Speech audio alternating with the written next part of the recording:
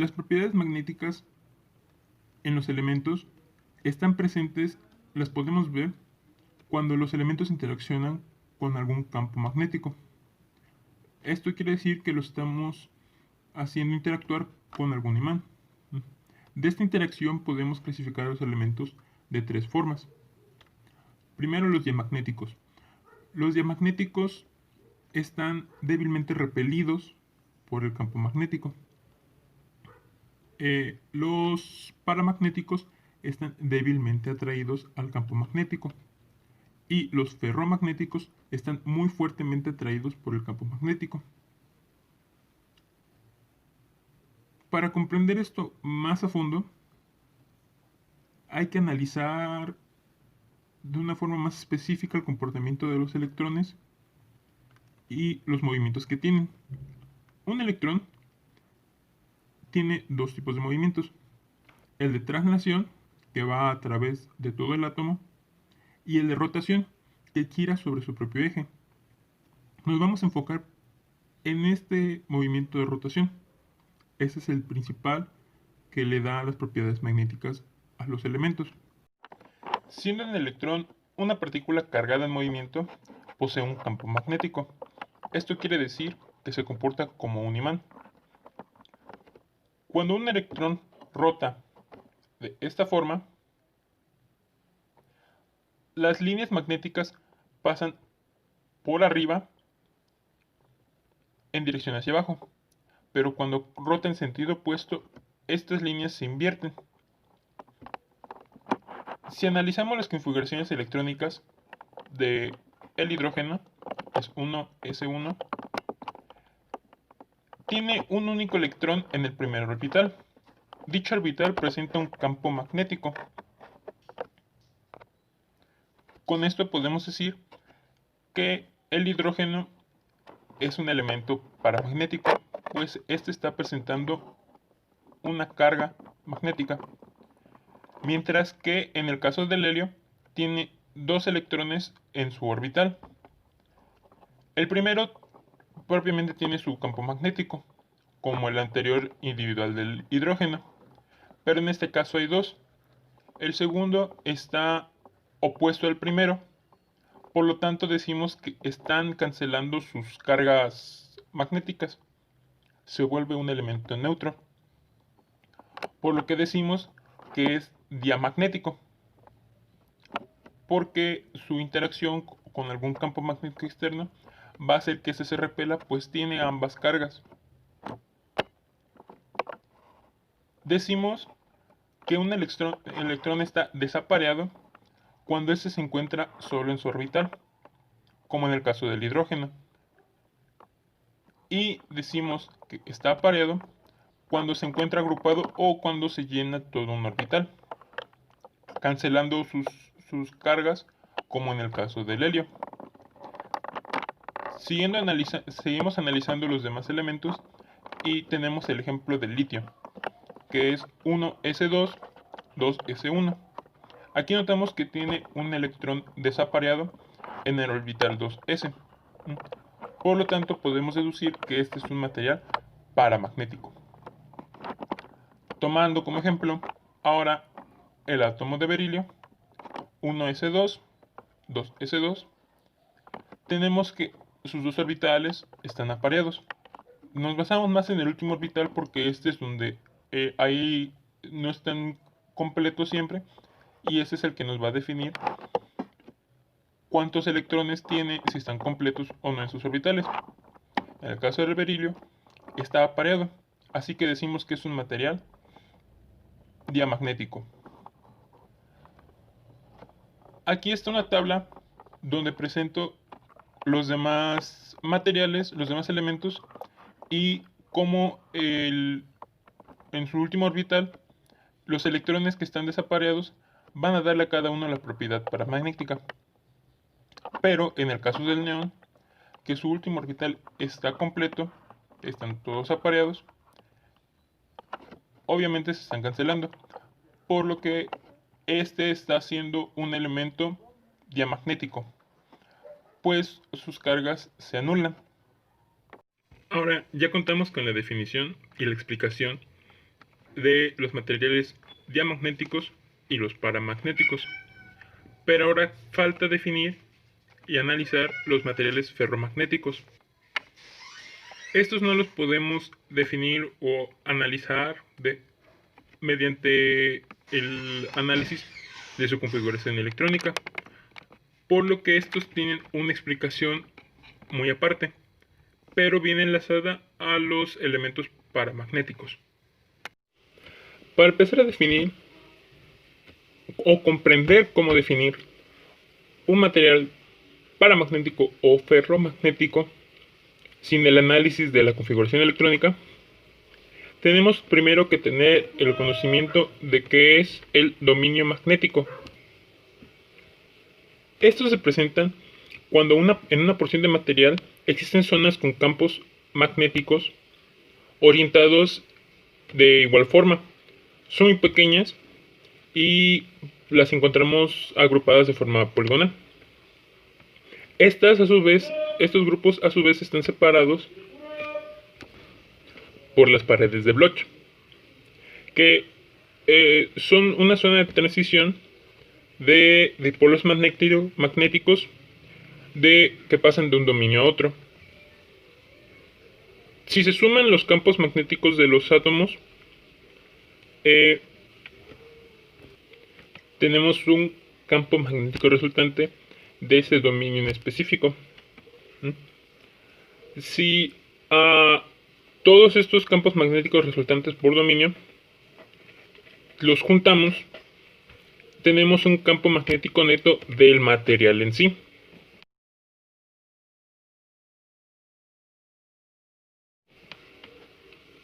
Pero primero pasemos a analizar cómo distinguir un ferromagnético de un paramagnético.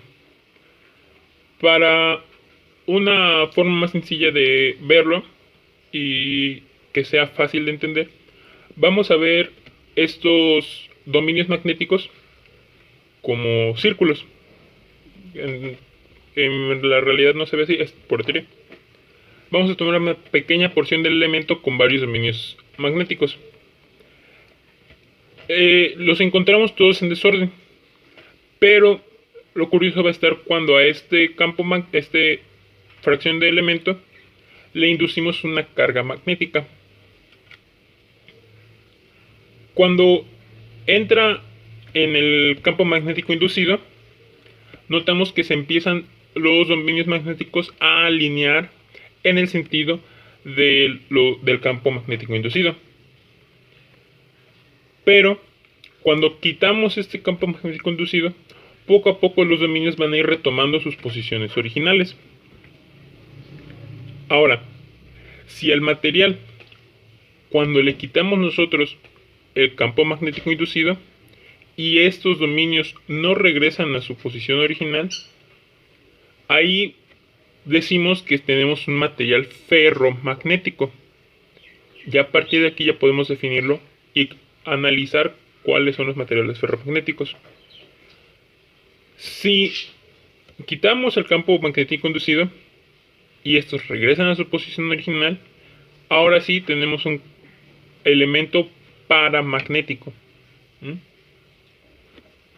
Así que en conclusión podemos decir que si a un elemento al momento de retirarle una carga magnética inducida, si los dominios magnéticos regresan a su posición original, tenemos un elemento paramagnético.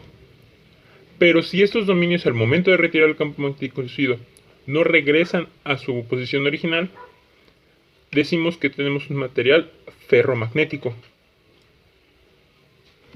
Podemos notar que no todos los dominios se alinean perfectamente al campo inducido, pero esto se soluciona aumentando la intensidad del campo magnético hasta llegar a tener todos los campos alineados en la misma dirección que requerimos, y estos a su vez pueden invertirse en el otro sentido, invirtiendo también la intensidad del campo magnético, que eso en un rato lo veremos. Ahora toca explicar el ciclo de histeresis en los elementos ferromagnéticos.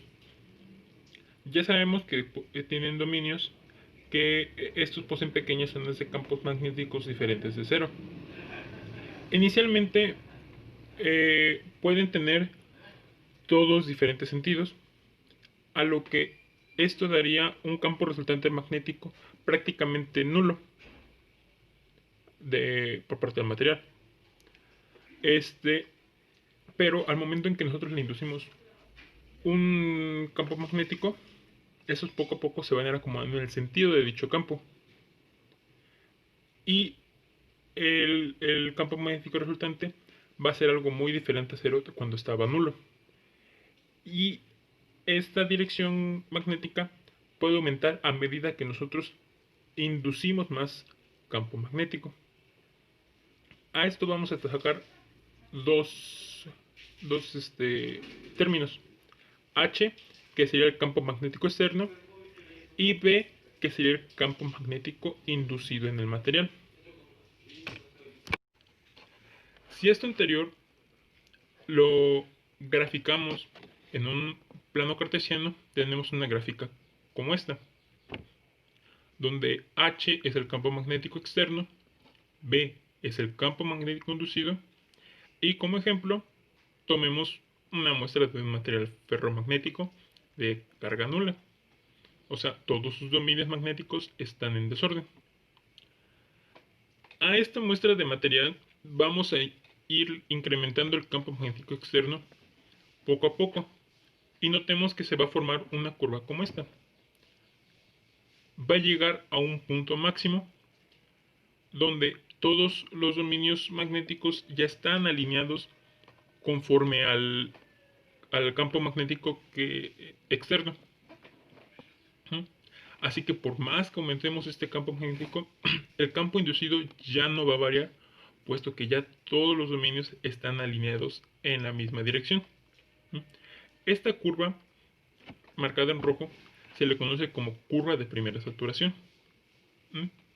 Así que ahora, si al campo magnético externo lo vamos disminuyendo poco a poco, por lógica sería que regresara por la curva de primera saturación. Pero no, vemos que toma una dirección muy distinta como la siguiente. Llega al punto en el que el campo magnético externo ya es cero, es nulo, ya no estamos induciéndole nada, ya no hay un campo afuera de. Pero notamos que el campo inducido aún sigue habiendo. Y nuestro material ferromagnético ya tiene una carga y es un imán permanente. Pero si bien ahora agarramos y metemos una carga magnética externa en el sentido opuesto de carga opuesta, vamos a notar que la curva se empieza a caer hasta llegar al punto magnético inducido cero, nulo. Ahora, si a esta carga magnética externa invertida le seguimos aumentando más potencia, notamos que igual va a llegar hasta un punto máximo.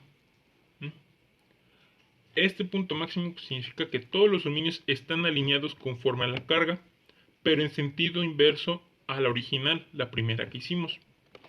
Si iban en sentido a la derecha, ahorita en este punto máximo están todos en sentido a la izquierda, puesto que es el campo magnético externo de forma inversa.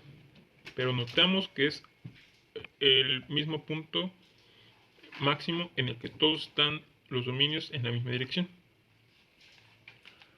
Ahora, volvemos a disminuir este campo invertido poco a poco. Se va a desenergizar, pero aunque este llegue a cero, el campo inducido aún va a seguir teniendo una cierta carga. Es ligera esta curva en ambos casos porque ya no todos los dominios están alineados, unos que otros se han desacoplado. Ahora, regresamos a la primera carga externa y le seguimos induciendo de esta misma. Notamos que poco a poco va a ir aumentando hasta que retomamos nuestra muestra de material ferromagnético con carga nula. Ya en este punto todos los dominios están en un desorden. como lo encontramos en su forma original. ¿Mm? Y si a este campo magnético le seguimos aumentando, notamos que ahora otra vez el inducido va a ir aumentando hasta llegar hasta el mismo punto de quiebre donde llegamos con la curva de primera saturación. Y este ciclo, toda esta gráfica se conoce como el ciclo de histéresis en un material ferromagnético. Lo graficado en azul. Lo rojo es la curva de primera saturación. Esa no se considera. Ahora, como experimento, vamos a demostrar las temperaturas de Curie. Esto indica que cuando calentamos algún elemento, este va a perder sus propiedades magnéticas. A menor temperatura las va a adquirir, pero también si es demasiado baja su temperatura, este tampoco va a poder adquirir estas propiedades magnéticas. Así que en este caso tenemos un imán, una aguja de hierro y está suspendida por el campo electromagnético, que lo que vamos a demostrar es que calentándola ya pierde sus propiedades, por lo tanto se caerá.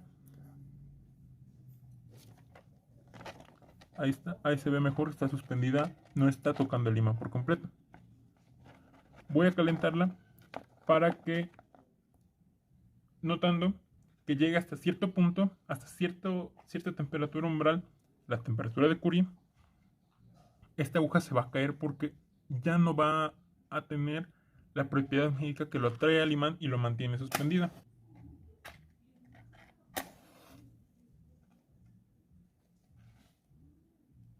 Ahí está. Ya la aguja llegó hasta cierta temperatura, la temperatura de Curie. Ahorita dejemos que se enfríe. Y va a volver a adquirir su propiedad magnética.